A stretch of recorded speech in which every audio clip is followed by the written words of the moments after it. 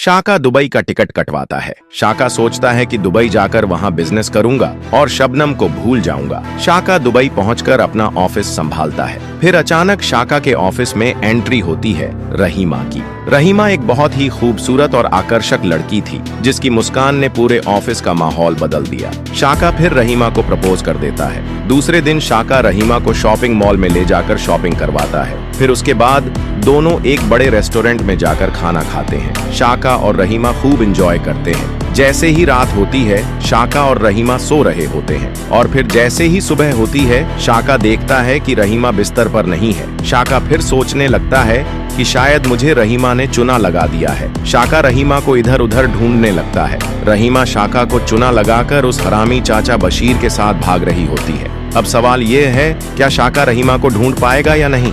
अगला पार्ट देखने के लिए लाइक और फॉलो जरूर करें।